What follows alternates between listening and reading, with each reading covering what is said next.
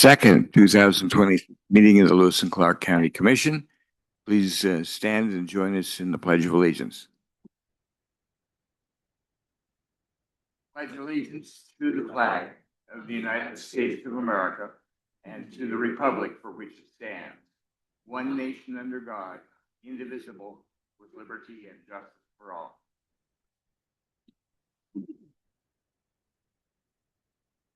We do welcome you here today. I'd like to introduce the folks on this end of the room, starting over here with Jenny Chambers. She's the Director of Public Works and Planning. Then Brandy Grandy is our recording secretary, who keeps track of all that we do and gets it on our website so that we that people who can't come to the meeting can check on us and see what we've said and done. Next, I've got over here Commissioner Andy Housen and Commissioner Candace Payne. I'm Commissioner Tom Rolfe, Chair of the Commission this year. And over to our right is Nico Hash and TJ Murphy, representing the County Attorney's Office, and Roger Baltz, our Chief Administrative Officer. There is a sign-in sheet just on the other side of the bar. We'd ask that you do that, sign in and leave us some contact information so we can get back to you should we need to. There's also an agenda there.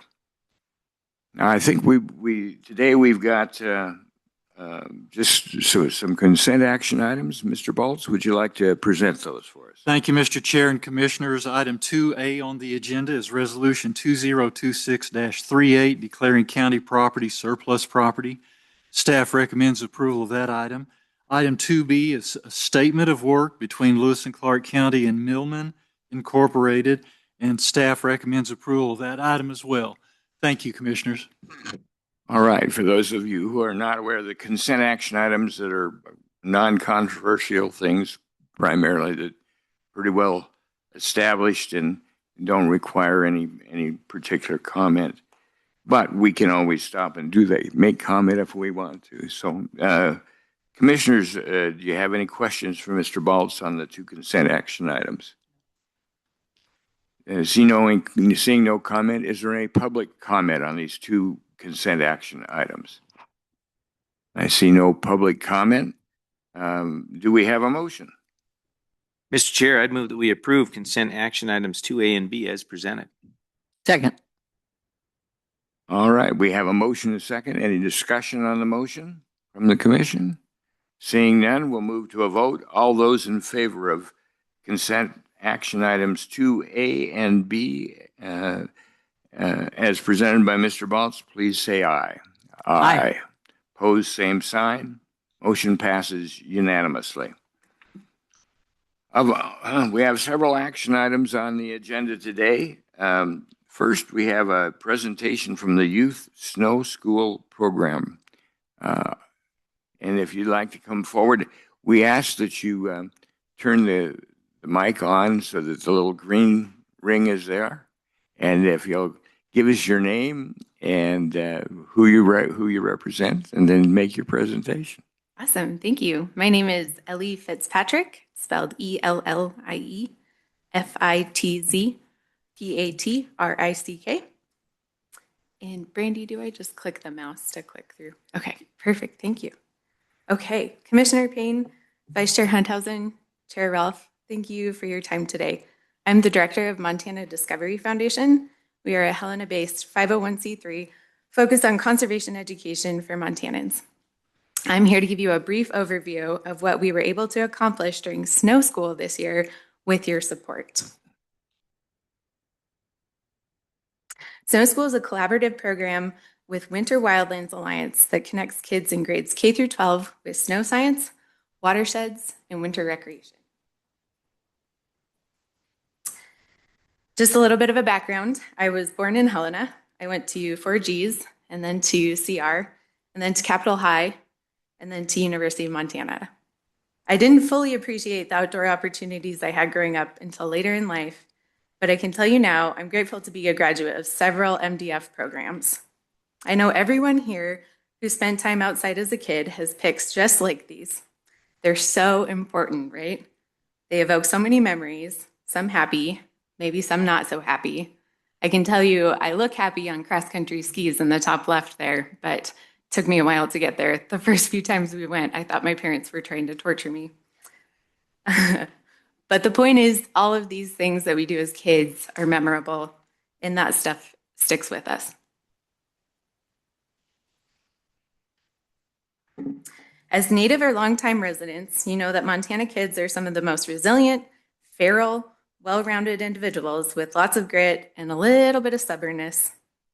At MDF, we believe these qualities come from spending time immersed in outdoor experiences. We work hard to make sure all kids have access to the outdoors, regardless of financial background.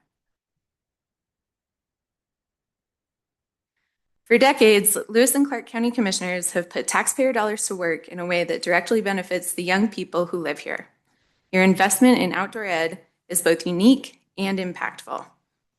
By supporting our programs, you provide the resources to work with smaller communities that otherwise may not have access to outdoor education.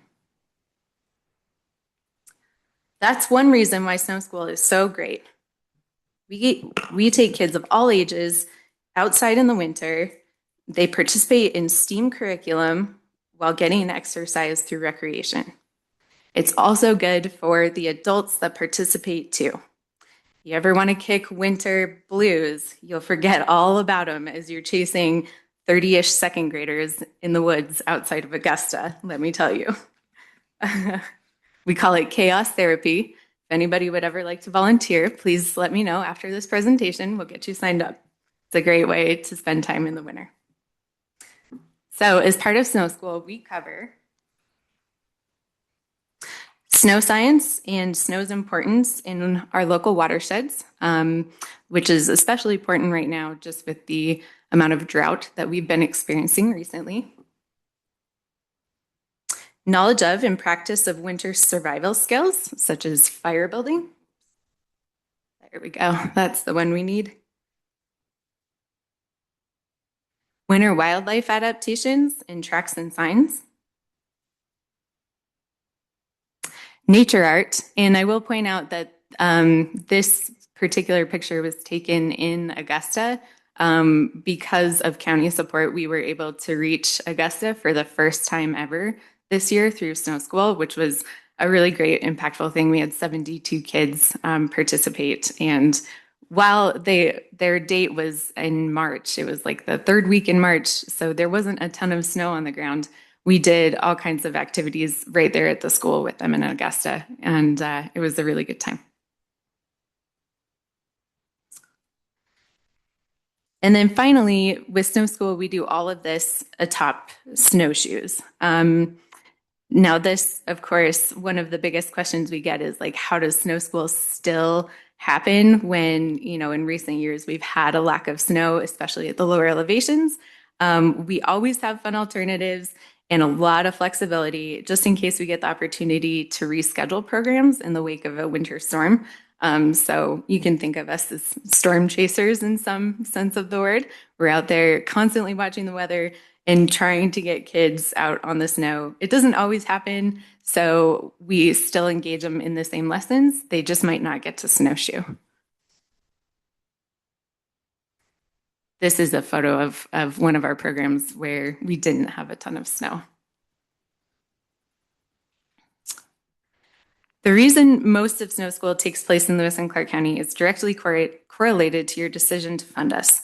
The budgeted $18,500 covered 69% of our program costs, which mostly go to staff salaries to provide direct instruction to participants.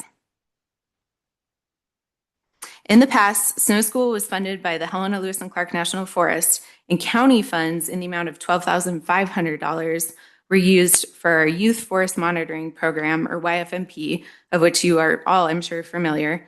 It's a summer internship opportunity for high school age kids from 9 to 15, and mostly Helena-based students participate in this. With federal funding cuts last year, we were unable to carry out YFMP. With your permission, we rerouted county funds to support Snow School. We're really, really grateful because you provided an extra $6,000 for us last year, and it was incredibly impactful in the wake of those cuts. We couldn't have pulled off Snow School this year without supplemental funding. 958 Lewis and Clark County kids participated in Snow School this year out of a total of 1,010. That's huge. If the commission is willing to support Snow School in the future, we'll continue to provide outdoor learning experiences that teach our local youth about the importance of the places we love. This is just a brief breakdown of the costs as well. I just have to point out here that Montana Discovery Foundation, while no longer funded in full by the Helena Lewis and Clark National Forest, is still provided office space and vehicle use through the forest. So our overhead costs are extremely low. The total here you see works out to about $18 per kid per day to participate in Snow School. We are a very lean organization, and all of the funding that we get goes to the delivery of programs on the ground. Okay, I really, really hope this video works.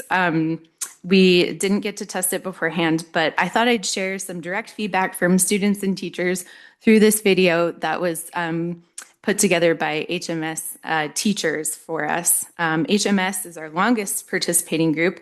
They've been coming to Snow School with Montana Discovery Foundation for over 15 years.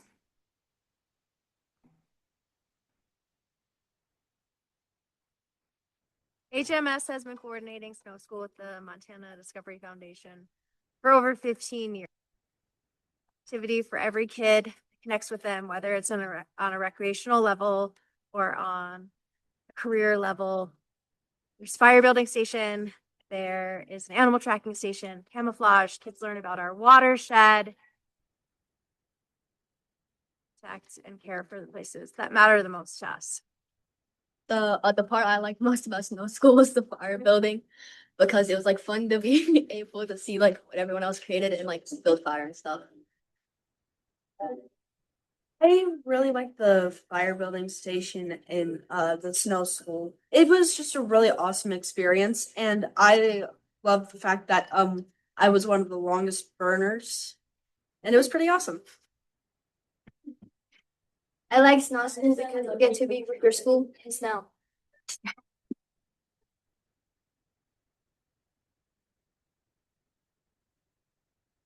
Snow School is important for our kids because it creates experiences that our kids have never gotten to try before. It creates memories and it creates lasting friendships. My favorite thing I did at Snow School was the snow art. My favorite thing was the snow art because we got to make, I made a fairy house and that was really fun to make. My favorite part of Snow School was the compass activity. It was pretty fun. I just wanted to say that the instructors were amazing at teaching us how to build fires and how to use like natural things to build sculptures. Yeah. My favorite thing about Snow School was being able to go on a field trip and be outside with my friends. My favorite thing about going to Snow School was when we got to do the little sculptures with all the natural things we found inside. To give my support and input on Snow School. It's been around HMS since I have, which is a long time. And it's one of the great field trip experiences that all of our seventh grade kids participate in. And we always have some of our best feedback from the students on one of the best days of the year. So I hope it can continue.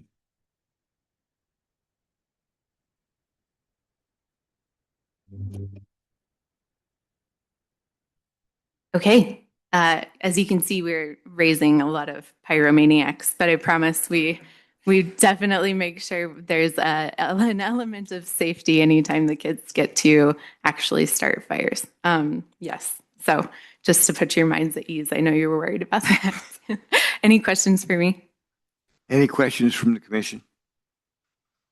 Commissioner? Maybe not a question, Mr. Chair, but comment. Well, maybe a question, Can adults sign up for snow school? That's a great question. Yeah, we do. Snow School can't operate without a bunch of volunteers. Montana Discovery Foundation is made up of two folks, myself and my education coordinator. So our staff is very small, and we enlist our board members and some of our community volunteers across central Montana to help out with it. In the interest of getting adults and families more involved, we also have family snowshoe days. We try to do 3 or 4 every winter.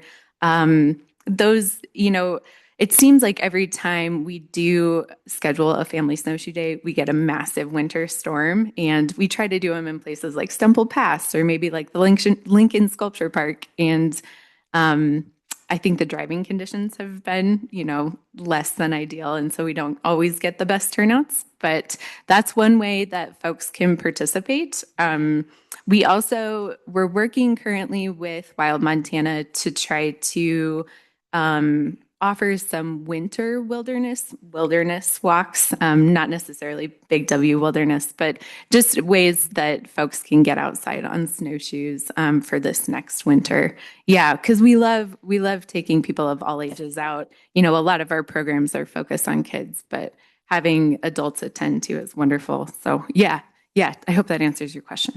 Yeah, no, I just, wanted a field trip. Yeah, come out anytime. We'd love to have you. Like I said, you'll forget about everything that might be weighing on your mind if you have to chase kids around or just be outside in the wintertime in Montana. Yeah.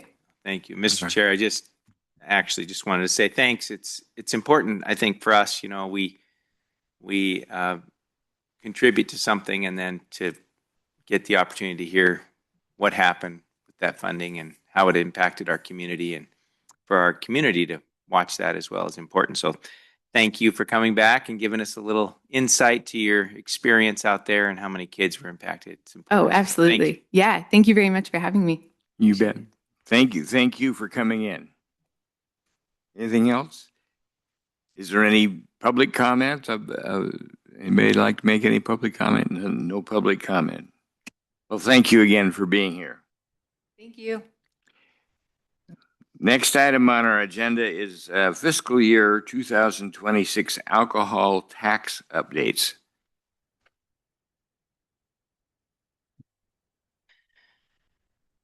Good morning, Mr. Chair, Commissioners.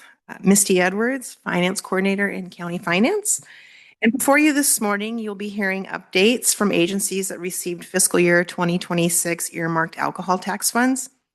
These funds are pass-through funds from the Department of Public Health and Human Services and are to be used for the treatment, rehabilitation, and prevention of alcoholism and chemical dependency. The agencies that receive the funds must be approved by the state. In fiscal year 26, the designation for the funds was as follows. Boyd Andrew Community Service received 25%, Intermountain Community Services 25%, Florence Crittenden Home and Services 20%, YWCA 15%, and Helena Valley Addiction Services 15%. For the fiscal year, to date, the county has received and distributed $101,080, and County Finance does anticipate receiving a third quarter payment in the amount of $50,540 and a fourth quarter payment to be received in July of an unknown amount. As part of the application and designation process, agencies are requested to present to the Board of County Commissioners on the use of the funds and the efforts to collaborate with the county. And so this morning, all of the agencies are here and we'll be presenting a brief update on how they use the funds. If you just want to start with Boyd Andrew. Thank you.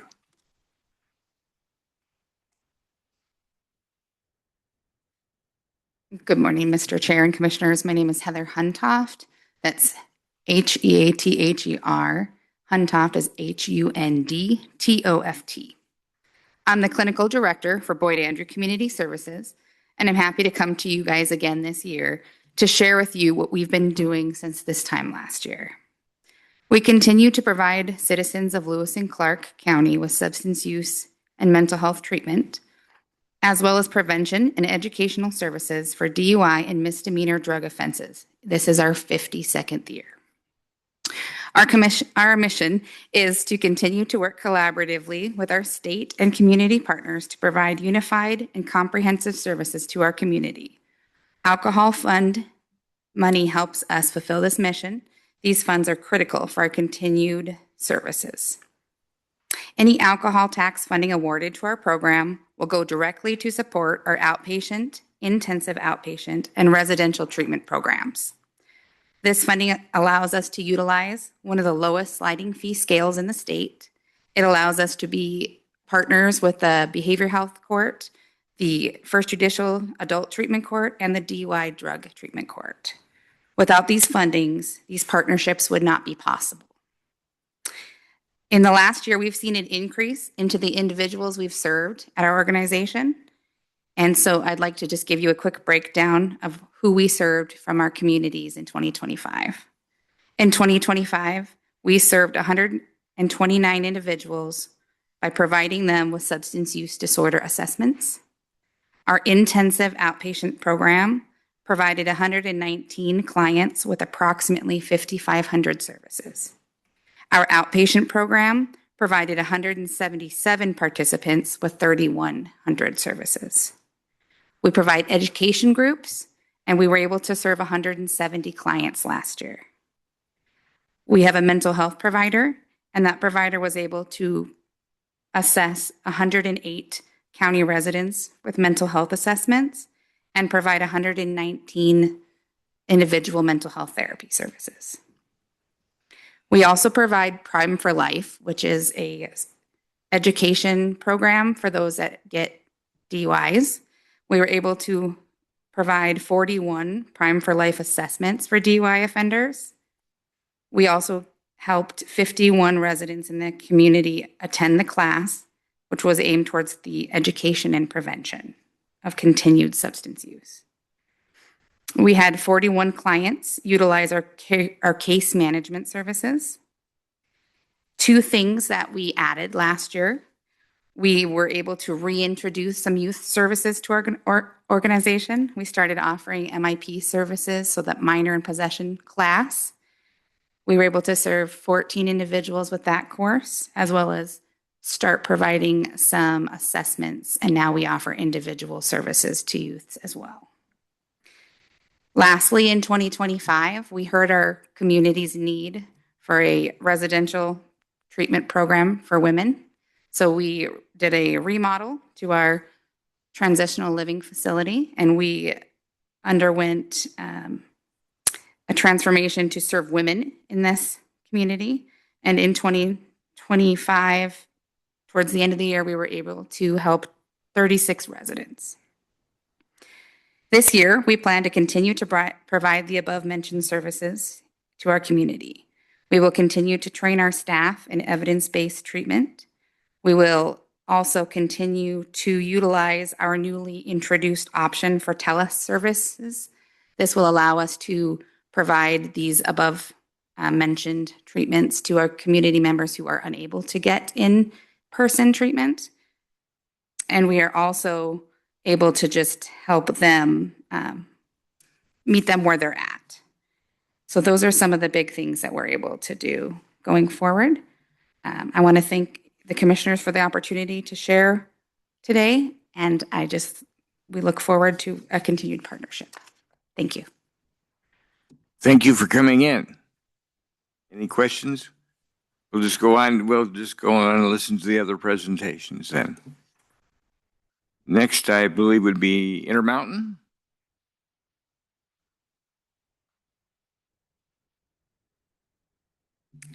Good morning, County Chair and Commissioners. Thank you for having us here today. My name is Catherine Sorovi, and I'm the Chief Clinical Officer with Intermountain. I'm honored to speak with you all today. I wanted to first paint the picture of the needs we experience in this work every day. It's not getting any easier for children and families, especially those who may need extra support.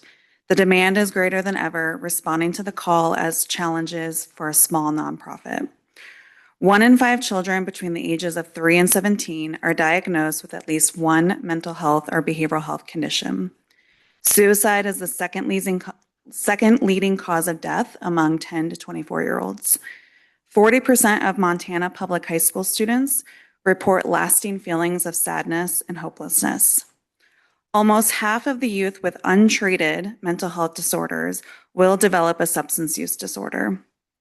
Children with 5 or more adverse childhood experiences are 7 to 10 times more likely to develop illicit drug problems or addictions. Intermountain has a waiting list for more services, and our budget relies on 25% contributions and grants. We have a shortfall of $100 per day per child in residential care, meaning reimbursements alone don't cover the full cost of care. A little bit about Intermountain. Intermountain is a nationally recognized nonprofit organization. We're based here in Helena. We provide hope and healing to children and families in need of improved mental, behavioral, and developmental health. Through the alcohol tax funding, we did receive $60,292.10 in 2025 and $12,635 in 2026. Prevention is the cornerstone of Intermountain's work to reduce substance misuse before it ever begins. We serve children, adolescents, and families, many of whom have risk factors related to trauma, instability, or early exposure to substance use. Our prevention strategies include early screening and risk identification through community engagement and school-based support. Psychoeducation for youth and caregivers on the effects of alcohol use on development, health, and behavior. Strengthening protective factors such as family cohesion, emotional regulation, and community connectedness. We focus on the child and the family. Our entire approach is rooted in our mission of healing through healthy relationships. We are accredited through COA, the Council on Accreditation, and our private school on the residential campus is also accredited through Cognia. We have over 100 staff providing services every day. On average, we serve 246 clients a week at Intermountain. In program specifics, in our residential care, we serve 16 kids in our 2 cottages. 81% of those kids are right here from Montana. On average, we serve 110 clients a week in our outpatient programs.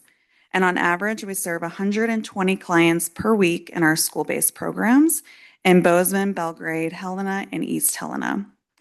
90% of our clients are under the age of 18, and 66% of people we serve are low income. They're on Medicaid and CHIP. We are in 13 schools in total. In East Helena, we are in Radley Elementary and EVMS, and now we just launched services in Jim Darcy Elementary right here in Helena.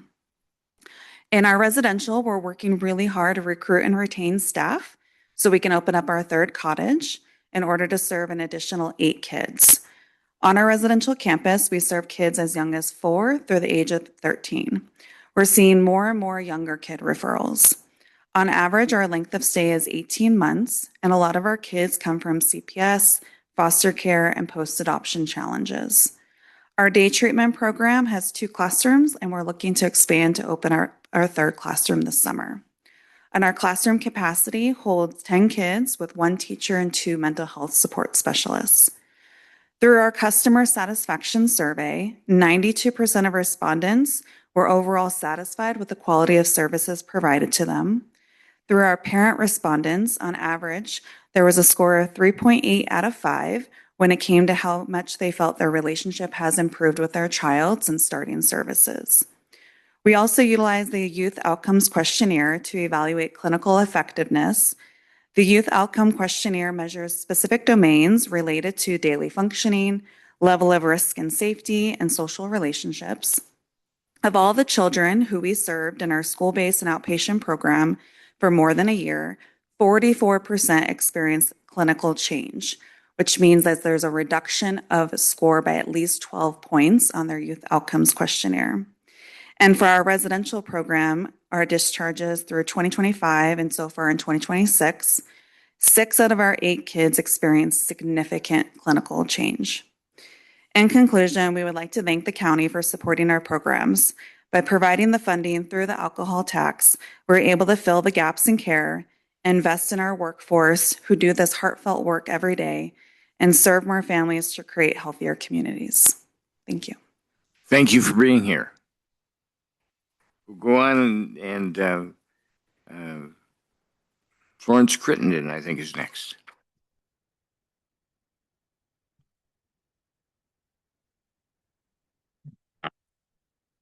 Good morning, Chair Rolfe and Commissioners. My name is Carrie Kreps, KREPPS. I'm the Executive Director at Florence Crittenden Family Services. I'm delighted to be in front of you today to give you a brief report on our alcohol tax funds and answer any questions you may have about our programs. The alcohol tax funds continue to provide critical funding for our residential programs that serve families in our 3.1 recovery home for women and children, as well as our youth maternity home. Our programs serve mothers ages 12 to 35 and their children, providing residential treatment for substance use, mental health, and trauma recovery in a safe, loving, and healthy environment, while also providing the unique opportunity to provide intense parenting education and support, providing a foundation of true prevention services for children accompanying their parents to treatment. In calendar year 2025, Florence Crittenden served 18 families in our recovery home and 6 in our youth maternity home.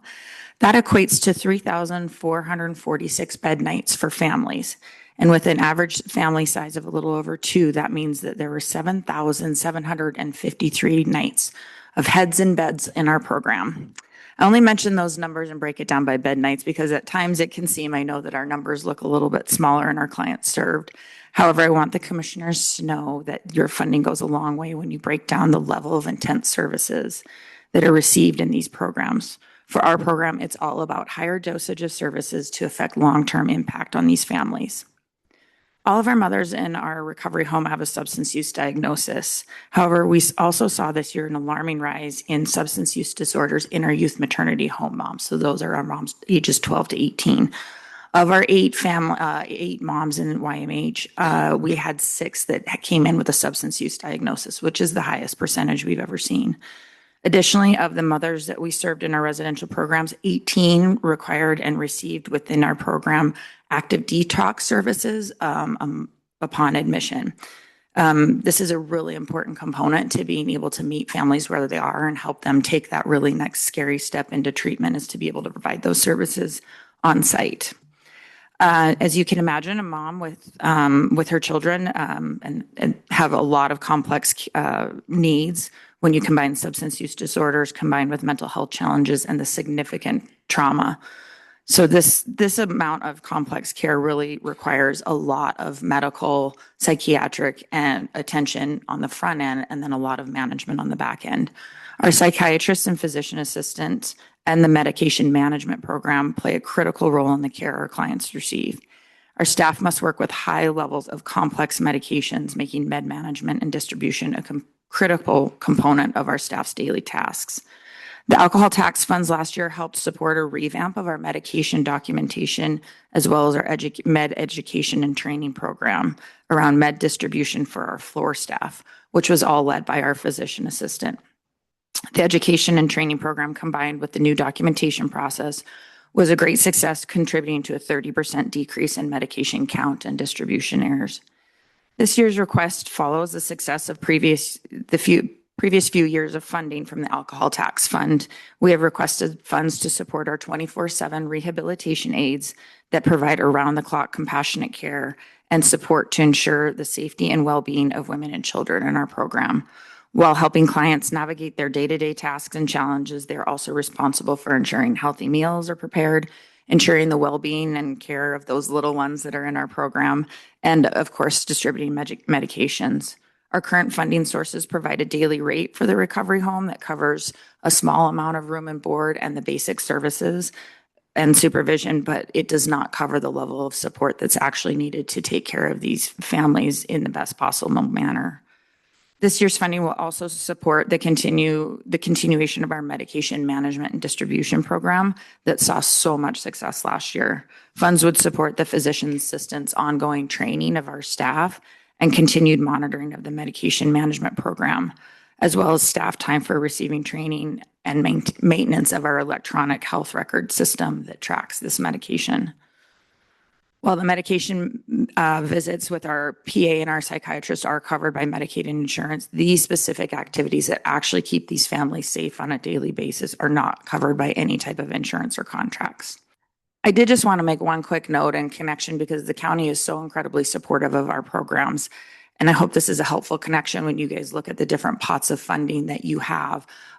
We also receive the County Human Task Force funds, and we utilize those funds actually to purchase over-the-counter and emergency medications for families, whether it's just when they're coming in or if Medicaid hasn't pre-approved, but we know that that medication is critical to their treatment.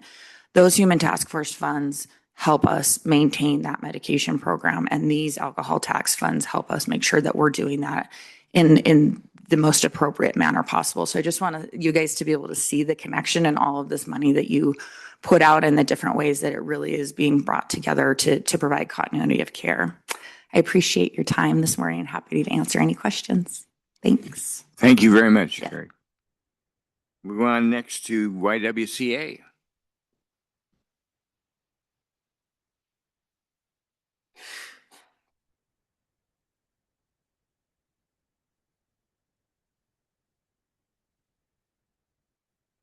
Good morning. A little slow today. Have a little injury in the area. For all that don't know me, I'm Denise King. I'm the executive director of the YWCA. Your history lesson today is the state of Montana is celebrating 136 years of statehood. The YWCA is celebrating 120 years of services to family, to women in the Helena community. I'd like to start with our mission statement: to prevent homelessness, provide safe and supportive housing for women and children experiencing homelessness, provide services that restore hope, self-sufficiency, happy and healthy home lives. The alcohol tax is used to support the ongoing work that we have for prevention, treatment, and rehabilitation services to our residents. This funding provides effective treatment and promotes sustainable and substance and alcohol-free future for our clients. We are a certified recovery residents providing shelter and transitional housing for women and their children. We work to prevent future substance use and address the mental health disorders that's from the significant trauma that they've received in their lives. We are a HUD home endorsed facility.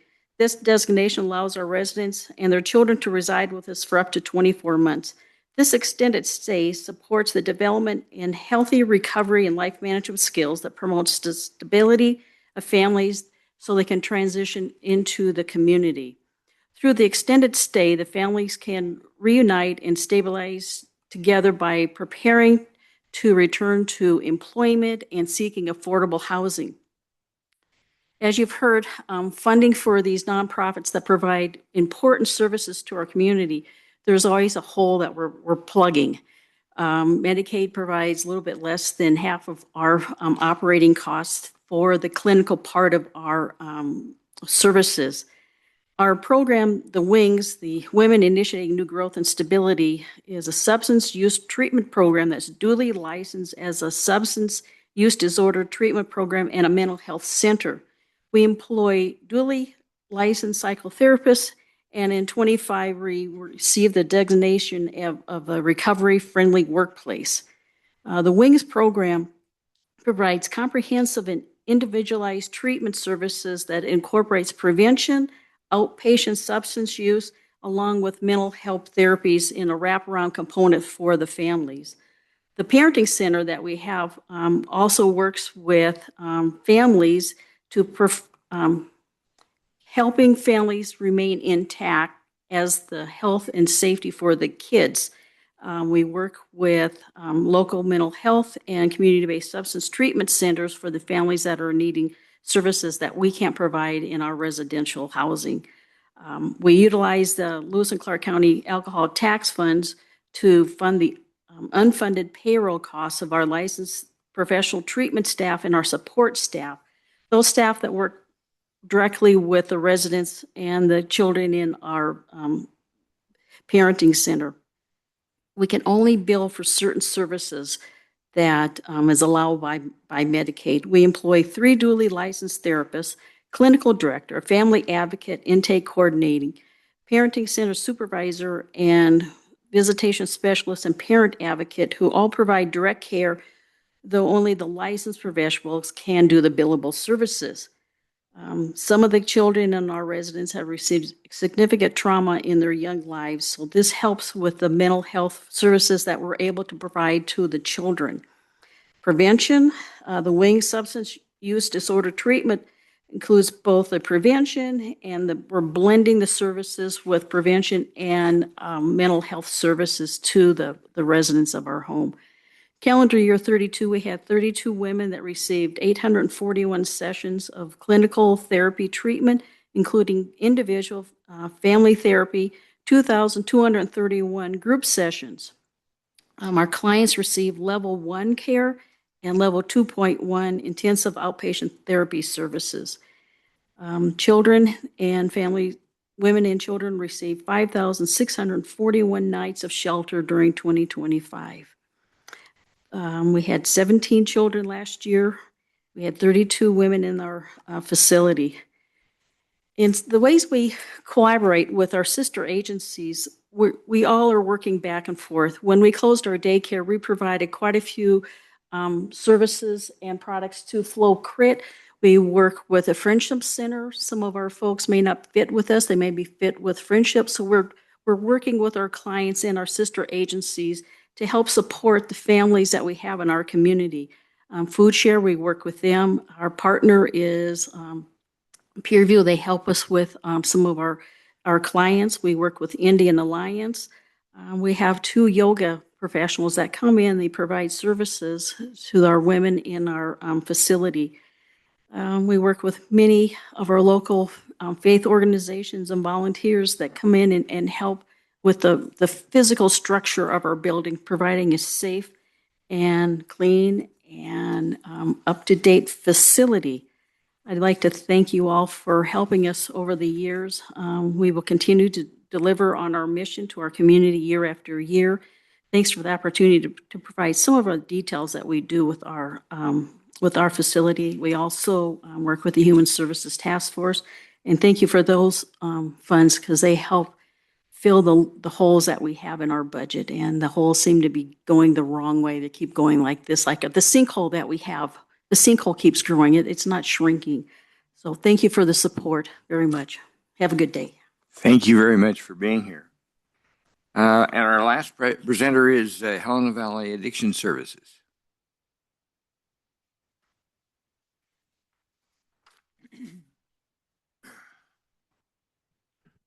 Good morning, Commissioners. My name is Eric Gilmore. I'm the Clinical Director and the owner of Helena Valley Addiction Services.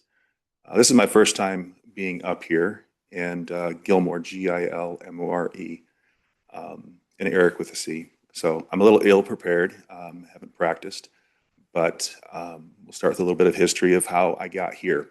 In 2014, I started this practice with a contract with the Public Defender's Office doing evals in the jail. It was me, my dog, and a laptop. And as I went on, I found that people needed to come and meet with me in an office. So I rented an office in the St. John's building for $8 an hour. And after a couple of months, that didn't work anymore. So I got my own office in the St. John's building, which was very favorably priced, not cheap, but favorably priced. And I went on and found that people needed outpatient counseling, not just evals. And then they needed intensive outpatient groups and anger management. So from 2014 to 2018, I continued to develop and recognize the needs of the community, grow my practice, self-funded, didn't ask for any donations or any grants or anything like that.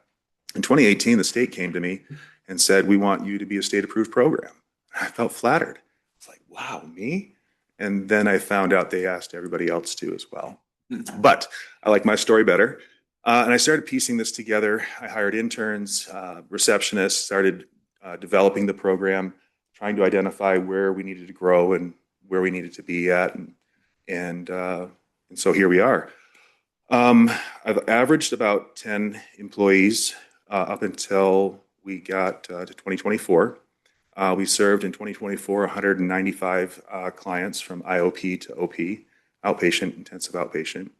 In 2025, we served 270 clients. It's a big jump.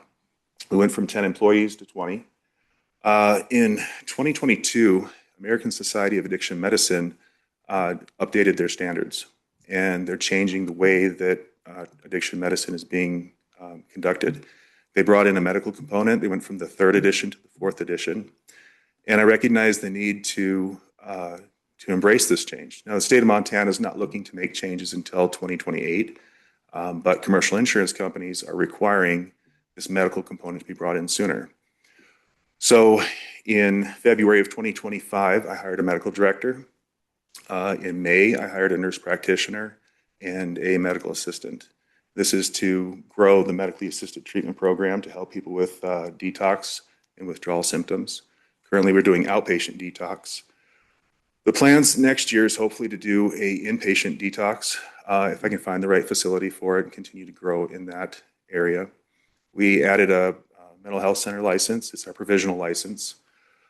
And we anticipate getting that finalized this month. We participated in the Rodney Street Block Party with the Lewis and Clark Health Department. And we also participated in the NAMI Walk last year as well. This continues to grow. People need help. It's not getting better, but I feel like with the new standards that we're going to be able to address all these, the issues that surround addiction. I found out, and my passion for this was the opioid use disorder, and I understand that doesn't apply to the alcohol tax grant, but I had a client that passed away about a month ago, and he had undiagnosed sleep apnea and high blood pressure, and he died of a heart attack. I mean, his lungs just shut down, and he passed away. He was drinking a gallon of vodka a day, and there are issues that contribute to addiction, physical health issues, chronic pain, mental health issues, but there's also effects of substance use that can shorten someone's life, that can cause problems, that can hurt their loved ones. And so I think it's important that we address withdrawal, physical health issues, mental health issues, as well as addiction. And it's important for us to continue to grow. The biggest contributing factor to the growth in the last 12 months was the $22,741.94 that I got from the alcohol tax grant. I've never gotten help before, and with this funding, I was able to leverage it to bring these additional services on. We have a medical director, nurse practitioner, medical assistant, 5 case managers, 2 peer support, 5 addiction counselors, and 1 mental health clinician. And I look forward to continuing to grow this so that we can provide these resources to our community. So, do you have any questions? We really appreciate your doing that, coming up and telling us about it. You know, it's amazing. In these 5 groups, where probably this money is reaching out to maybe 1,000 or more people with these 5 organizations, and we appreciate your coming to tell us about it. And I think there's something good in taking this money that's been collected by the state and passed out to us and turning it back over to individual groups in the community that are making a difference in people's lives. Thank you all for what you're doing. Commissioner, the commissioners have something they'd like to say? Yes. Go ahead. Go ahead. Mr. Chair. Yeah, just I guess to the whole group, not specifically for you, Mr. Gilmore, but I think this is important, and we recognize that, you know, a little over $100,000 or $130,000, I can't remember, it'll be somewhere around $130,000 that we get to distribute. It's a drop in the bucket for the overall budgets that people are dealing with and the number of staff they have on board and the services they're providing. But I think we're grateful for being part of the equation, as well as this is a great opportunity from my perspective just to hear from all of you and understand more about your programs. And this is televised, and of course there's some people in the room, but it's an opportunity for you to talk about what you do and how many lives that you impact every day. So just grateful for the work that you all do. And I'm glad that we get to do this every year at least, have you come in and talk to us a little bit about what's going on in your world and how we play a small part in that. So just thank you. Thank you all. One more thing. Commissioner. To all of the providers, this kind of treatment has recently become very real to me because I have a grandson who is, he has some issues with this, and I don't know if he will fall into one of these groups that you can help him, but these are real people. We love them, and they're not just some bum on the street, somebody else's problem. These are part of our civilization. They're, we want to take care of them. It's a daunting task because there are so many, and it's very frustrating when it seems like the group continues to grow, the need continues to grow, but we do the best we can, and it's really important the work that you folks do and the support that you provide for these community members. So thank you for that. Thank you again for the great work you're doing. Mr. Chair. Yeah. Question for Misty Edwards. Good. Mr. Chair, so we do this every year at the end of the fiscal year in anticipation of the coming fiscal year. So just maybe a little bit about the process to come here, what's going to happen. Sure, Commissioner Rolfe, Commissioner Hunhausen. Yes, this is part of the annual process where we ask the agencies that we funded in the prior fiscal year to come to this meeting and present how they used last year's funds. We did a request for proposals in March. They were due in April, and a committee evaluated those to decide who to fund and how much to fund them. And those recommendations will be coming next week. So you'll see that on the agenda next week, and agencies will find out how they'll be funded in fiscal year 27. Thank you. Thank you, Mr. Chair.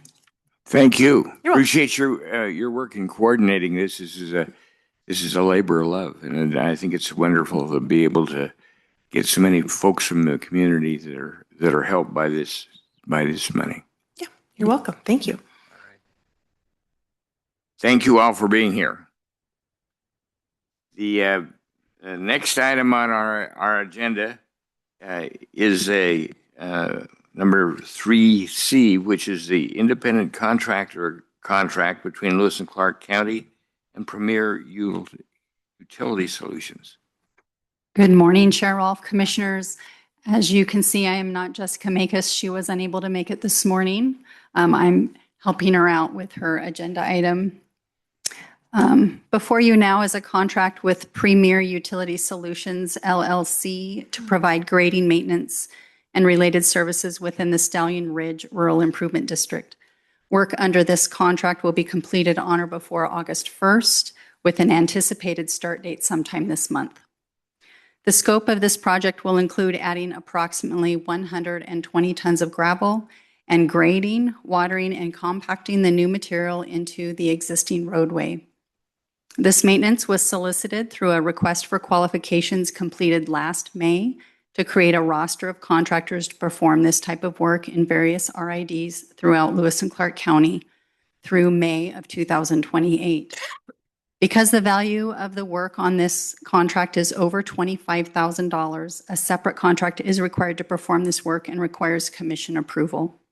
Staff recommends approval of the contract with Premier Utility Solutions, LLC, for a total sum not to exceed $29,305.45, and authorize the chair to sign all applicable contract documents. Any questions from the commission? Any questions from the commission? Seeing none, is there any public comment on this item? Any public comment? I see no public comment. Do we have a motion? Mr. Chair, I move that we approve the independent contract between Lewis and Clark County and Premier Utility Solutions as presented by the Jessica Makis stand-in. Second. We have a motion and a second. Any further discussion? Any further discussion? This is an existing subdivision that has asked to do some additional work on their area, is my understanding. Is that correct? Okay. That is correct. All right. Okay. Now, if there's no further discussion, we'll move to a vote. All those in favor approving the independent contractor contract between Lewis and Clark County and Premier Utility Solutions LLC, as explained by Audra Zackrell, please say aye. Aye. Opposed, same sign. Motion passes unanimously. Next item on our agenda is a bid opening for the 2026 magnesium chloride supply. Hello again. For the record, I'm Audra Zackrell, Assistant Director of Public Works. Before you now is a bid opening for the magnesium chloride for our bulk tank facility. This is material that we use for our crews to apply during the summer season for dust control. We have one bid to open this morning. This bid that I will be opening is from Envirotech Services.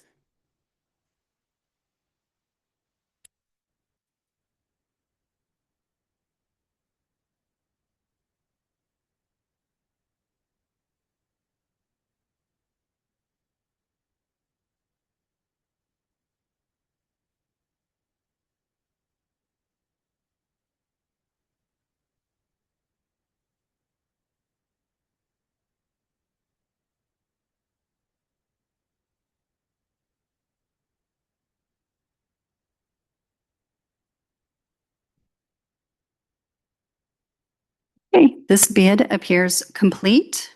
The bid security has been included.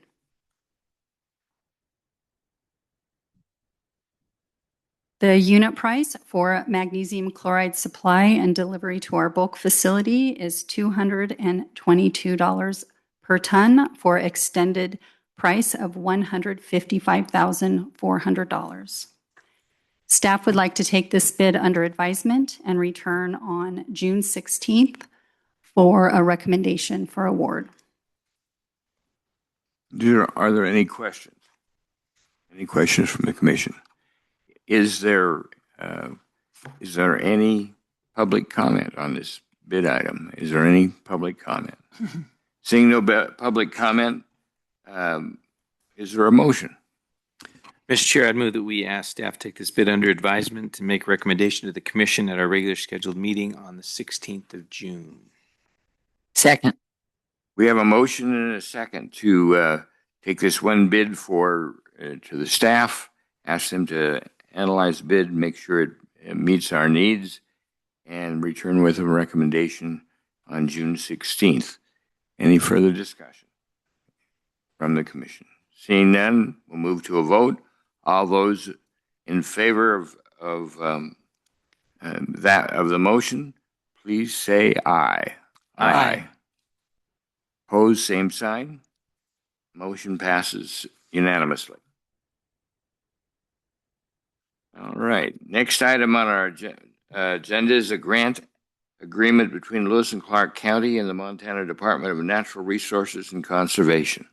Thank you, Chair Rolfe. Commissioners, my last agenda item with you this morning is a grant agreement between Lewis and Clark County and the Montana Department of Natural Resources and Conservation for the Upper Blackfoot Mining Complex, or UBMC, Water Treatment Plant Power Line Relocation and Infrastructure Protection Project. That's a mouthful. During the 2025 legislative session, the county applied for this grant and partnered with the Montana Department of Environmental Quality to perform the remedial efforts associated with the water treatment plant and relocating the underground power line at the facility. The UBMC is a state Superfund facility located in the headwaters of the Upper Blackfoot River. Historic mining operations in the UBMC release contaminants into groundwater, surface water, and the floodplain of the Upper Blackfoot River and its tributaries. The on-site water treatment facilities collect metal-laden mine water and discharge the treated water to the headwaters of the Blackfoot River. Should the facilities fail due to lack of power, beneficial uses, including outdoor recreation and preservation of sensitive habitats, would be imperiled. The existing power line runs along My Course Road, a primitive road with worsening erosional damage. These conditions threaten the integrity of the power supply, and relocation will ensure continuous, sustainable operation of the facilities and protecting the beneficial uses of the upper Blackfoot River headwaters. DNRC has granted the county $479,085 for the grant period of April 23rd through December 31st of 2026. Any administrative costs associated with the project will be reimbursed to the county by DEQ. Staff recommends approval of the grant agreement for $479,085 and authorize the chair to sign. I have Amber Nichols here this morning. She's with the Montana DEQ. She's the Federal Superfund Project Manager and the project lead on this project for the county. I'd like to invite her up.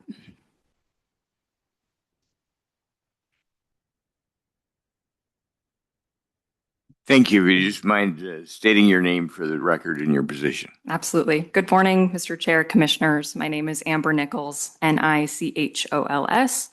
I am the project manager for the Upper Blackfoot Mining Complex Superfund site located outside of Lincoln. I work for the Montana Department of Environmental Quality. As Audra mentioned, during the last legislative session, we partnered with Lewis and Clark County to apply for a reclamation and development grant through DNRC. The proposed project is relatively straightforward. It is the relocation of an at-risk power line to our water treatment plant. This is the sole source of power to the water treatment plant, and that is treating mine-influenced water emanating from the My Course mine and other mining features on site. It is intended to treat water into perpetuity and release those clean waters into the headwaters of the Upper Blackfoot River.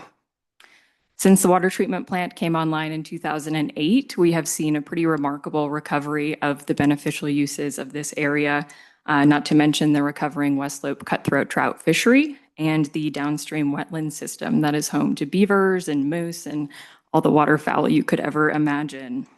The existing power line runs under a primitive county road, and that primitive designation just means the county is not responsible for maintaining it. It runs, the primitive county road is My Course Mine Road. It runs right through that wetland system that I mentioned before.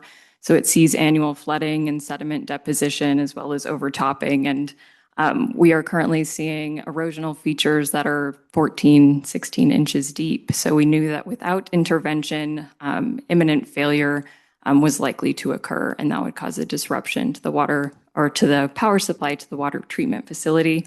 And that could jeopardize the $40 million remedy that has already been put in place at UBMC.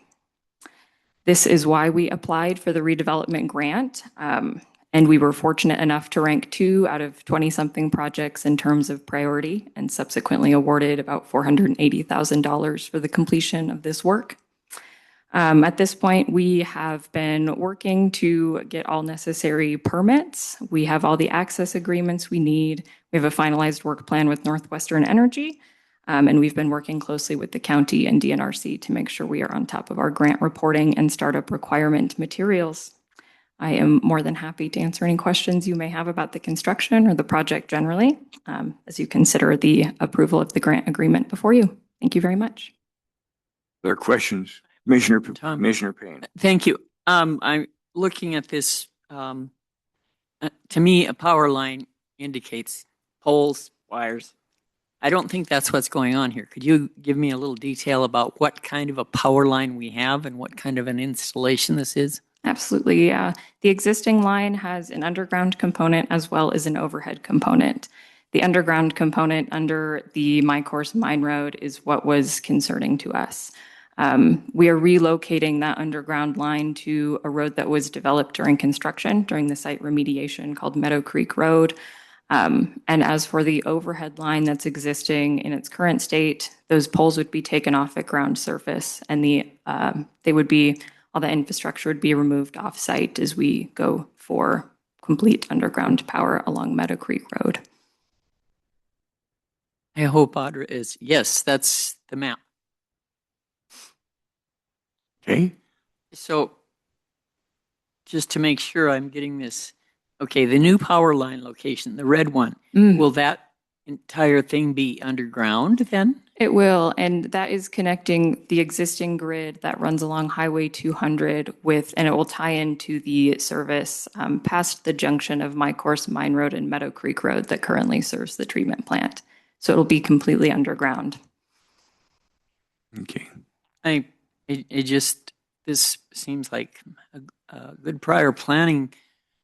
I'm thinking about the fires, which of course we're not going to have any fires now because we've had all this nice rain.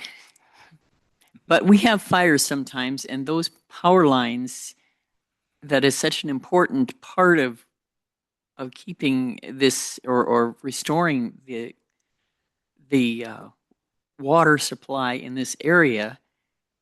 So if they're underground, they're not going to be put out of commission because of a forest fire. Excellent point. Continue to work.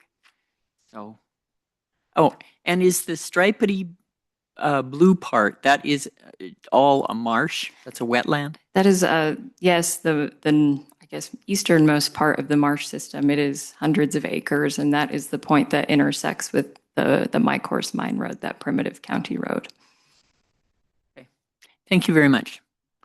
For perspective, where is the Continental Divide from here? Let me see here. Oh man, this won't work. Continental Divide is somewhat central and north. It runs north along that Highway 200, and Flesher Pass is just off the image to the south, past that junction with Highway 200 on its way to Lincoln. All right. Thank you. Okay. Any other questions? Any other questions from the commission? Is there any public comment on this? Is there any public comment on this item? Seeing no public comment, do we have a motion? Mr. Chair, I move that we approve the grant agreement between Lewis and Clark County and the Montana Department of Natural Resources and Conservation as explained by Audra Zackrell and Amber Nichols. Yes. Amber Nichols. Second. All right. We have a motion and a second. Any further discussion? I think it makes sense. It needs to be taken care of. It's great that we've got some funding that'll help take care of it. This is important to the long-term enjoyment of the people downstream and of all the wildlife as well. Anything else? We'll move to a vote. All those in favor of approving the grant agreement between Lewis and Clark County and the Montana Department of Natural Resources and Conservation, as explained by Audra Zackrell and Amber Nickel, please say aye. Aye. Pose same sign. Motion passes unanimously. Next item on the agenda is item 4F, grant award to Lewis and Clark Public Health from the Montana Opioid Abatement Trust. Thank you. Good morning, Mr. Chair and members of the Commission. I'm Sarah Sandow. I'm the grant specialist at Lewis and Clark Public Health. Today I have before you a grant award from the Montana Opioid Abatement Trust for their grant to support universal home visiting in the amount of $16,000. The grant period would be July 1st, 2026 through June 30th, 2027. The Montana Opioid Abatement Trust was established as part of a multi-state settlement with the pharmaceutical companies related to the opioid epidemic. The trust is tasked with managing the funds to receive from the settlement and using them to support opioid remediation efforts in Montana. These efforts include expanding access to addiction treatment and recovery services, supporting prevention and education programs, and funding law enforcement and public safety initiatives. There's a certain amount allocated per county or per region. We have a local decision-making body that we presented to, and then those recommendations went to the state for final approval. Lewis and Clark Public Health universally offered home visiting program provides pregnant women and their families with up to 4 home visits, regardless of income, across the 5-county region of Lewis and Clark, Broadwater, Jefferson, Marr, and Powell counties. Visits may occur during pregnancy, postpartum, and through the child's first year of life. The purpose of home visiting is to reach families at the critical time of pregnancy and postpartum, setting them up for success and establishing a strong base for the new baby. Home visitors build close and trusting relationships with families, promoting healthy child-parent bonds, and helping build parenting skills, knowledge, and resiliency. We received first a grant that covered over a year and a half to pilot this program. When that sunsetted, we had local opioid settlement funds for January 2026 through June 2026, so this past 6 months, to start this opioid prevention integration with home visiting. Our proposal for the Montana Opioid Abatement Trust builds on those 6-month efforts to continue for the next year so that we could further and deepen this work. Focusing on opioid prevention has strengthened home visiting delivery by increasing proactive screening, reducing stigma around substance use discussions, and equipping families with resources and safety planning information. It also reinforced in prevention rather than only intervention. This funding will strengthen, deepen, and further its work that has been started. It will cover a fourth of our home visitors' time for the year, knowing that overall prevention, although it all goes into the opioid epidemic, we really wanted to focus on the time that this home visitor is spending really doing those substance use screenings or working with coalition partners or the amazing presentations we just heard, making sure that we have really strong resources and referrals for those people who do need intervention. Staff recommends approval, and I'm here for questions. Question I would have, we get money through the opioid abatement trust through 3 or 4 different methods. Which group is this money coming from? Thank you, Mr. Chair. I hope I answered this correctly, and if not, I'm happy to follow up. We get like the local that comes straight to the county, and you as the commissioner is able to decide how that gets funded. And then a percentage goes to the state. Even the percentage that goes to the state has an allocated amount for Lewis and Clark County. So this is going from the state Montana Opioid Abatement Trust, but the amount that's allocated. Does that answer it, or would you like more detail? Okay, I was kind of curious. Yeah.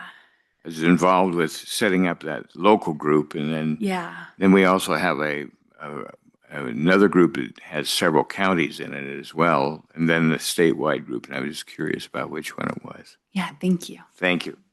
Any others?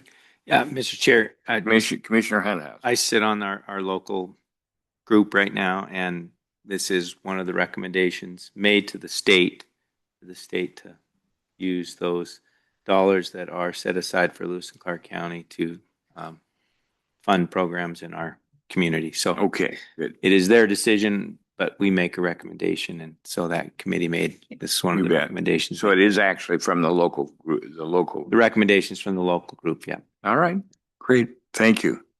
Any other questions? Do we have any? Seeing none, do we have any public comment? Any public comment? I see no public comment. Do we have a motion? Mr. Chair, I move that we approve the grant award to Lewis and Clark Public Health from the Montana Opioid Abatement Trust as presented. Second. We have a motion and a second. Any further discussion? Any further discussion from the commission?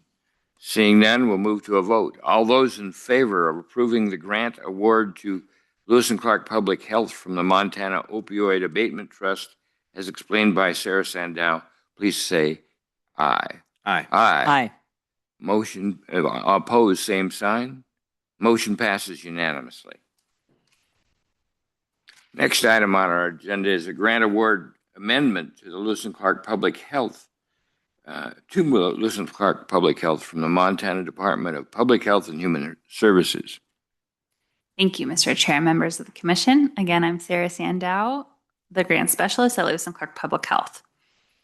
Before you, you have a grant award amendment for consideration from the Montana Department of Public Health and Human Services for the Universally Offered Home Visiting Program.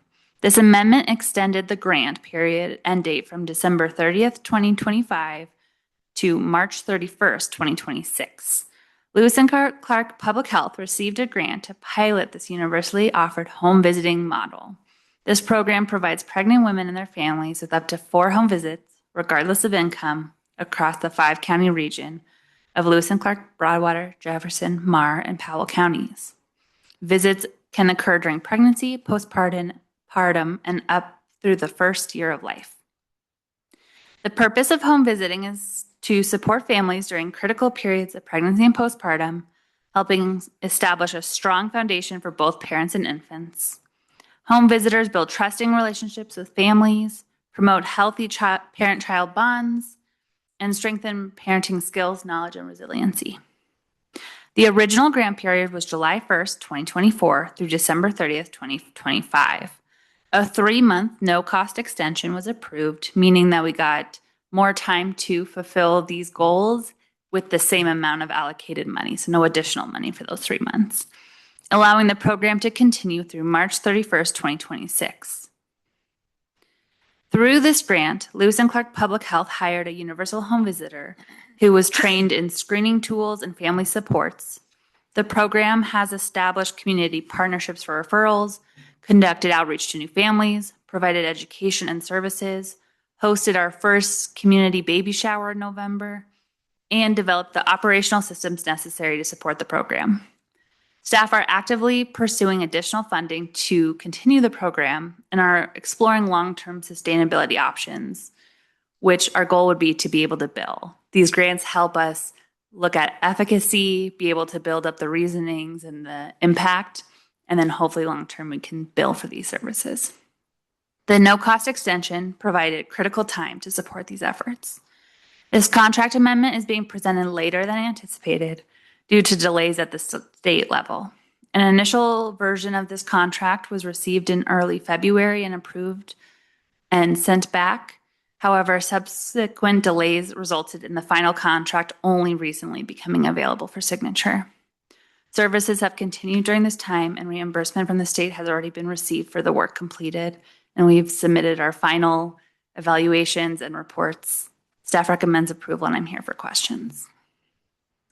Any other questions? So the reason this is dated the way it is because of the delay in getting the funding information from the state. Is that right? Yeah, thank you, Mr. Chair.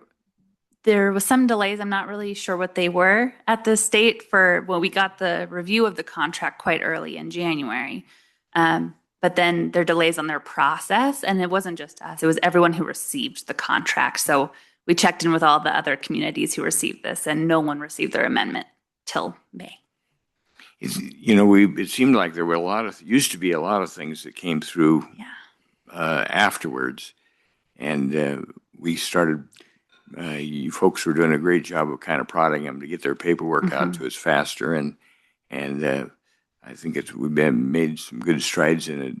We need to just keep pushing on them, make sure that things are done before the money's committed. I agree. Yeah. Thank you. Thank you. Anything else? Commissioner Payne. Just a comment. I have expressed my discomfort with signing agreements like this that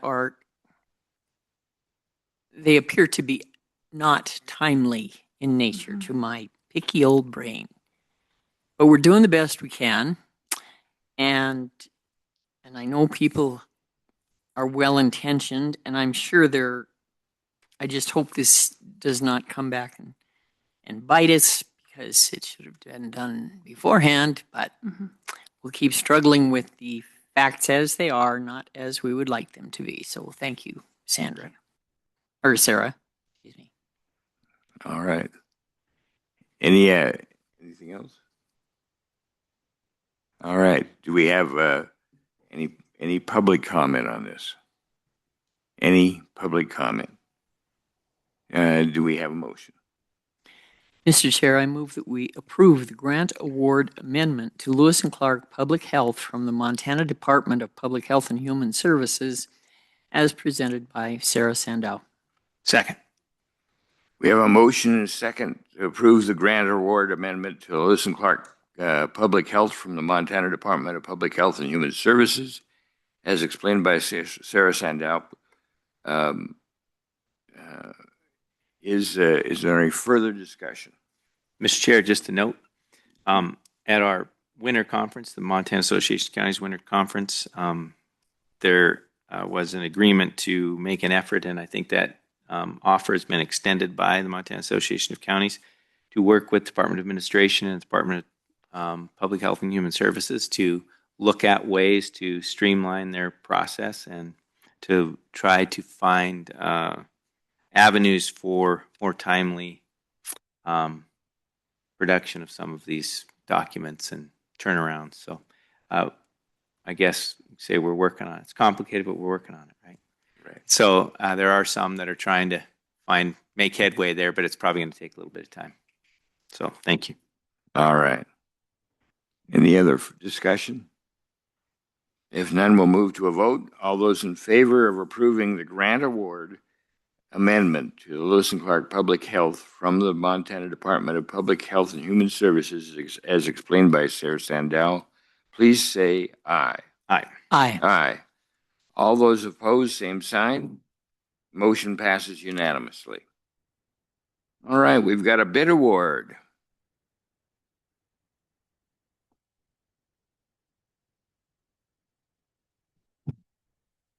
Good morning, Mr. Chair, Commissioners. For the record, I'm Dan Carlin, County Engineer. On May 19th of 2026, 4 bids were opened for the 2026 chip seal project. The project generally consists of chip seal surfacing and epoxy paint striping on various county roads and rural improvement districts, or RIDs, in Lewis and Clark County, Montana. Funding for this project is from the road infrastructure budget for all bid items except Item 3, which is budgeted through individual RID funds and included in an overall project summary sheet approved by the Commission as part of the annual Public Works budget.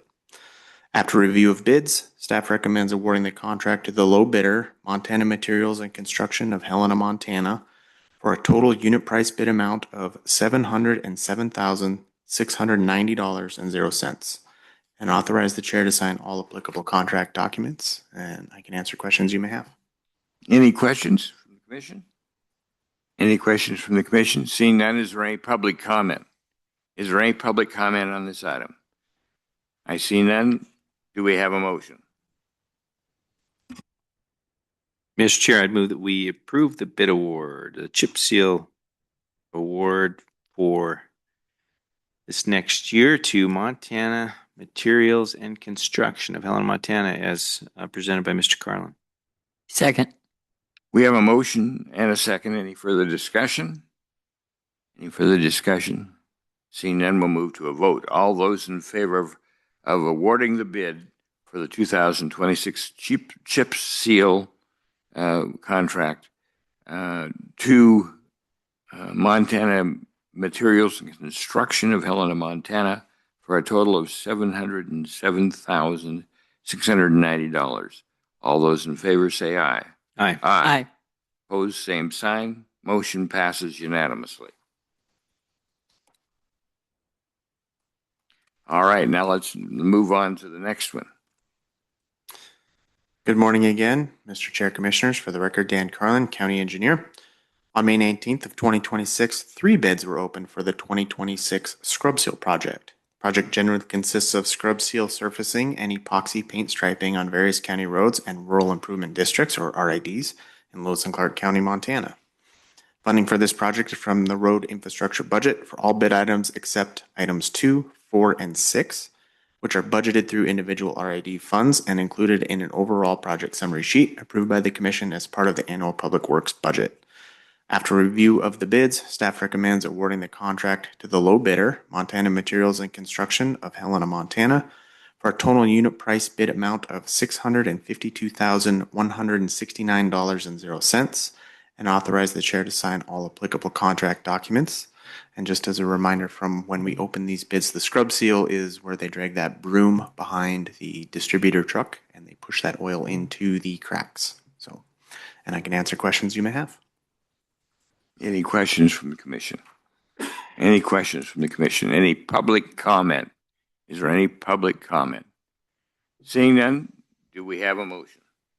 Mr. Chairman, I move that we approve the bid award for the 2026 scrub seal as described by Dan Carlin. Second. We have a motion and a second. Any further discussion on this motion? Any further discussion? I see none. We'll move to a vote. All those in favor of awarding the bid for the 2026 scrub seal contract to Montana Materials and Construction of Helena for $657,160. All those in favor say aye. Aye. Opposed, same sign. Motion passes unanimously. All right.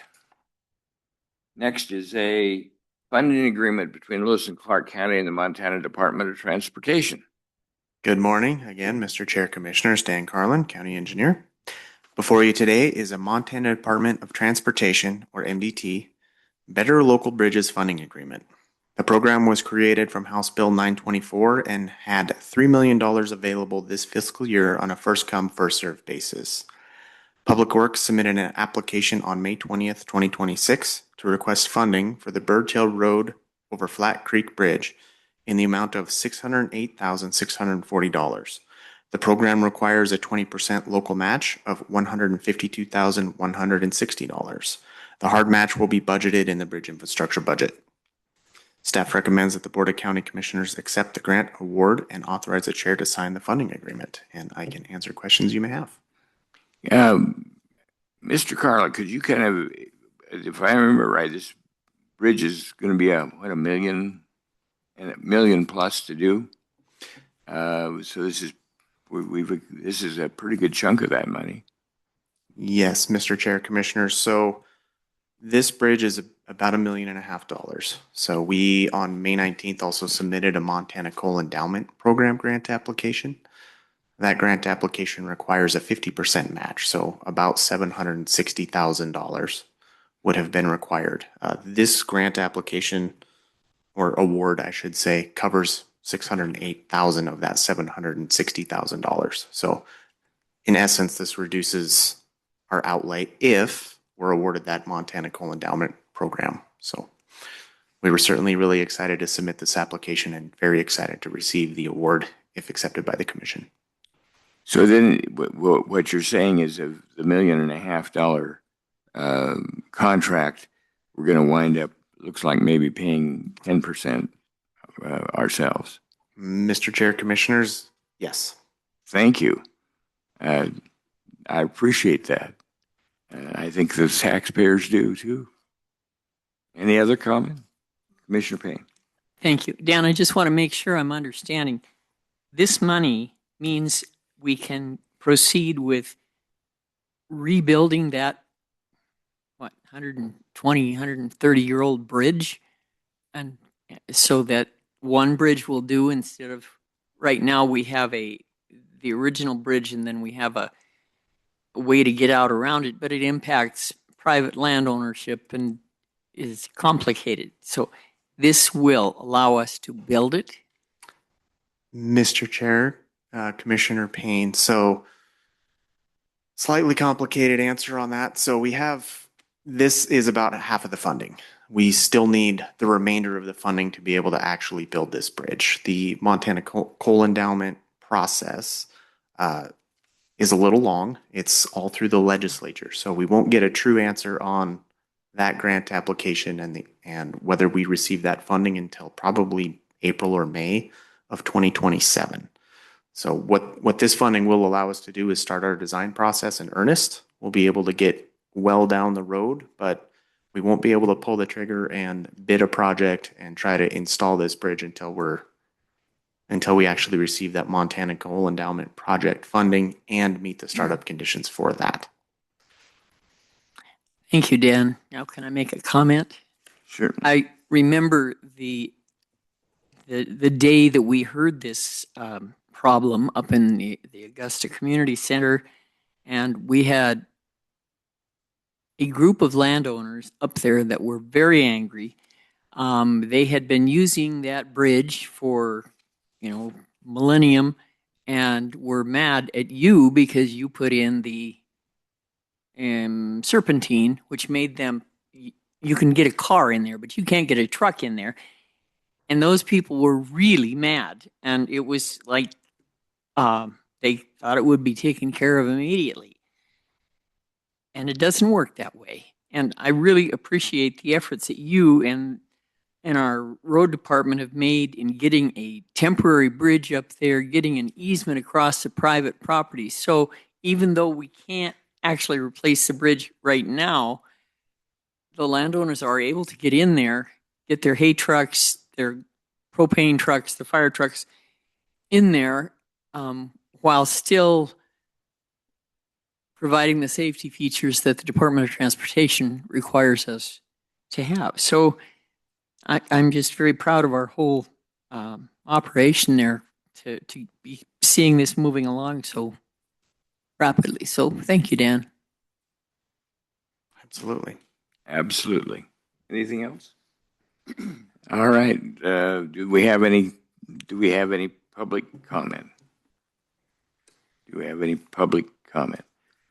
Seeing none, let's have a motion. Mr. Chair, I'd move that we approve the funding agreement between Lewis and Clark County and the Montana Department of Transportation as presented by Mr. Carlin. Second. We have a motion and a second to approve the funding agreement between Lewis and Clark County and the Montana Department of Transportation as explained by Dan Carlin.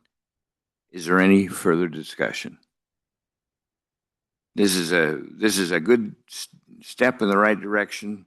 Things are coming together thanks to the work of the staff, Dan, and other members, and I really appreciate the hard work that they've done to get those folks that were trapped on the other side of that bridge taken care of. So thank you for the great work, staff. All those in favor of the motion, please say aye. Aye. Aye. Opposed, same sign. Motion passes unanimously. Next item is a contract between Lewis and Clark County and Cherry B. Lofton. Chairman Rolfe, Commissioners, I'm Captain Brian Robinson with the Sheriff's Office. Thankfully, I have the last 5 agenda items for you, so there is light at the end of the tunnel. If you may, all of these next contracts deal with our mental health and wellness grant, and if I could give a brief overview of that grant for everybody so we're all on the same page and I don't have to repeat myself 5 times. A couple of years ago, some of us had a dream within the Sheriff's Office of improving our mental health services for our employees and our families. We became aware of a federal grant through the Department of Justice. We applied for it, and the first time we applied, we were not selected. We didn't get down about it. We came back together the next year and put our heads together and submitted another application. And last October, we were notified that we were awarded almost $200,000 to fund this program, which is awesome. About $120,000 of that money is set aside for individual mental health therapy sessions for employees, retirees, family members, of anyone who works for the Sheriff's Office. That includes detention officers, deputies, our civilian staff, and our coroners. This was a long process. This was my first time of ever having to do this, and working with the grants and purchasing offices was fun. They made sure I followed all the rules and regulations that we had to go through. So we first started out with an RFP process, putting that out there to the state, sending it out to the therapy networks that we were aware of, also advertising it locally in the paper. And we came back with about 6 therapists who put in a proposal. After the proposals were received, a group of members of the Sheriff's Office met and scored all of those proposals to see, number one, to make sure they fell within the scope of services that we needed and whether or not they met the criteria of the grant. After those proposals were reviewed, another member of the Sheriff's Office basically did a one-on-one session with every therapist to make sure they really understood what the scope of services, what we were trying to accomplish. And then it was my job to negotiate the final price of the contract. Now, we were limited by the federal government. We can only pay a therapist up to $175 per 50-minute session and no more than $1,400 per day. So we were within a very tight window of money, but we're hoping that we never run into a situation where we're bumping up against that $1,400 a day for a therapist. Once those agreements were made, We put these contracts on the agenda, and that's why I'm here today. And I would like to just go over the 5 contracts that we have presented in front of you, and we'll do each one individually at a time is what I was told. We have to do each one separately. So the first one is going to be a contract between Sherry B. Lofton and Lewis and Clark County. It'll be for individual mental health therapy sessions at a cost of $175 per 50-minute session, not to exceed $1,400 per day. The contract will begin upon approval as soon as the ink's dry and run through September 30th, 2027, which is the end of the federal grant. Okay. Question for you. Yes, sir. 5 contracts, the terms are the same on all 5? Yes, they are. And there is a total limit for all of them of the $196,282. Is that correct?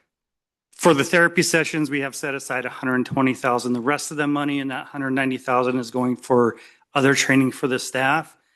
So we only have $120,000 to work with. Thankfully, I have I have an awesome finance officer in the office who is going to be keeping a very close eye on how much money we're spending and making sure we don't go over that amount that we said we would spend. Okay. All right. So it looks like it's a pretty well set up, what you need, and you're going to be able to provide the mental health support for people that are actually out there on the front line protecting people in the county here. Correct. It's going to be for all the employees, plus their family members who get the secondary trauma when we come home from horrific accident or scene, and we do the things that we do as cops, and we shut down, or we tell our spouses or loved ones about what we experience, and then they get secondary trauma from us. So that'll also provide the families the opportunity to get therapy sessions at no cost to them. I can only imagine what that might be like, and I think you're doing a good thing. Thank you. I think very well, something we needed to have. Good. Any other comments? All right. We'll take a look at these individually. They're all apparently the same. We should be able to roll through all 5 pretty rapidly. Is there any public comment on the contract with Sherry B. Lofton? Any public comment? Seeing none, do we have a motion?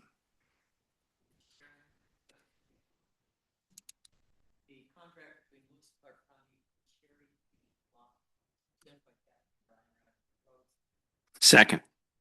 Motion and a second. Any further discussion? Any further discussion? No further discussion. We'll move to a vote.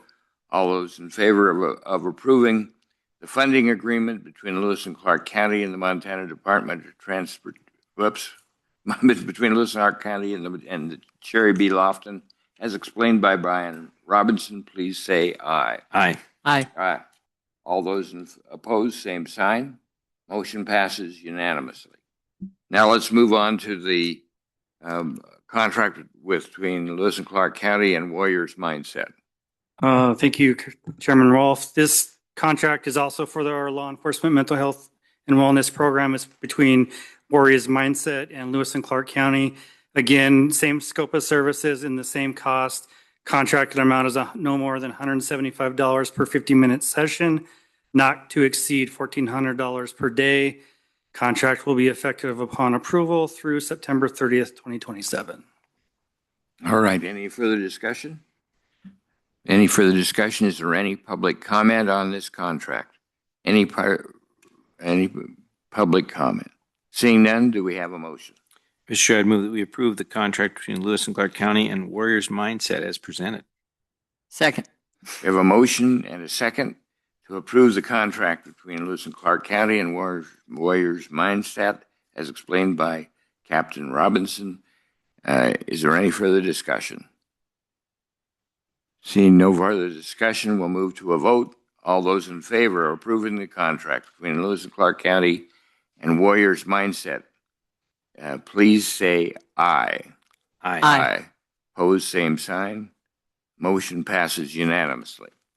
Next item is the contract between Lewis and Clark County and Infinite Hope Counseling. Thank you, Chairman Rolfe. Again, this is for our mental health and wellness grant. Contract is between Infinite Hope Counseling, operated by Jennifer Beatty, to provide mental health services to Lewis and Clark County Sheriff's Office staff. Same scope of services and the same rates. It can be no more than $175 per 50-minute session, not to exceed $1,400 per day. Contract will begin upon approval through September 30th, 2027. Any questions on this contract? Any questions on this contract? Seeing none, is there any public comment on this contract between Lewis and Clark County and Infinite Hope Counseling? Any public comment? I see no public comment. Let's do we have a motion? Mr. Chairman, I move that we approve the contract between Lewis and Clark County and Infinite Hope Counseling as presented by Captain Robinson. Second. We have a motion and a second. Is there any further comment? Is there any further question from the commission? Any further question? Seeing none, we'll move to a vote. All those in favor of approving the contract between Lewis and Clark County and Infinite Hope Counseling, as explained by Captain Robinson, please say aye. Aye. Aye. Pose same sign. Motion passes unanimously. Next item is on the agenda is the contract between Lewis and Clark County and Jamie Pandis.